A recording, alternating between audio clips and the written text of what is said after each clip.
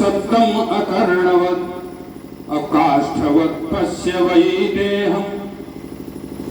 शरीर को हमेशा काष्ठ की तरीके से समझे कि सूखा हुआ काष्ठ है, सूखी हुई लकड़ी है, एक कब जल जाएगी, कब भस्म के रूप में परिवर्तित हो जाएगी, इसका कोई भरोसा। जिसको शरीर से कोई मोह ना हो, उसी को कहा जाता है, कहा प्रशांतस्येति लक्षणम, कहा प्रशांतात्मा जितेंद्रियः।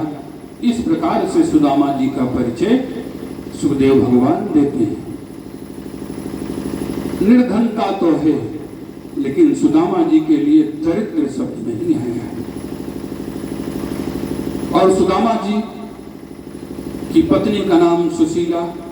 तो एक दिन किसी न किसी प्रकार से सुशीला को पता चला, कहा कि भगवान श्री कृष्ण इनके मित्र हैं। एक संत जी आए और कुछ मांगने के लिए सुशीला ने कहा कि महात्मन, अब गृहस्थ के यहाँ से किसी को खाली लौटना नहीं चाहिए, लेकिन हमारे पास देने के लिए एक दाना भी नहीं। कहा ऐसी बात?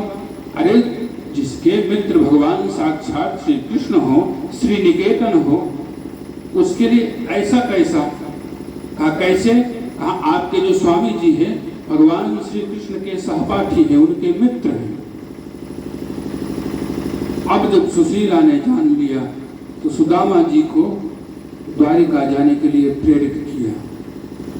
सुदामा जी ने कहा ठीक है चला जाऊंगा, लेकिन अगर मित्र के यहाँ, गुरु के यहाँ इत्यादि कई स्थल ऐसे होते हैं जहाँ कुछ लेकर के जाया जाता है, खाली हाथ नहीं जाना चाहिए, तो लेकर के क्या जाऊं?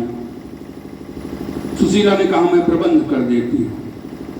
तो घर में तो कुछ था नहीं, तो गई 4 घरों से 4 मुट्ठी चावल मांग करके लाई। अब जो 4 घरों से चावल आया होगा तो एक तरह का आया होगा क्या? 4 घरों से आया होगा तो 4 मुट्ठी चावल 4 तरीके का, वो पूरा सब खिचड़ी बन गया होगा। कहा याचित्वा चतुरो मुष्टिन, 4 मुट्ठी चावल मांग करके और लाई। पृथुक तंडुलान, और वो भी चावल नहीं था, लिखा है पृथुक तंडुलान। पृथुक तंडुल माने हो जिसको आजकल की अपने यहाँ की भाषा में कहते हैं किनकी। किनकी लेकर के आए। अब उसको बांधे कैसे? तो एक बहुत फटा पुराना कपड़ा पड़ा हुआ था, तो कहा चैल खंडेन तान बद्ध्वा भरते प्रादादुपायनम। कहा चैल खंडेन, एक फटे पुराने कपड़े से बांध करके और सुदामा जी को दिया। सुदामा जी द्वारिका की ओर चले।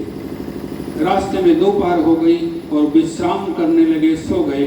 और जब जगे तो देखा कि द्वारिका में पहुंच गए। इसका अभिप्राय, तो कहा इसका अभिप्राय है कि कोई व्यक्ति अगर परमात्मा की ओर एक चरण बढ़ाता है तो परमात्मा उसकी ओर 10 कदम बढ़ाते हैं और बढ़ा करके उसको अपने निकट बुला लेते हैं। बोले वृंदावन बिहारी लाल की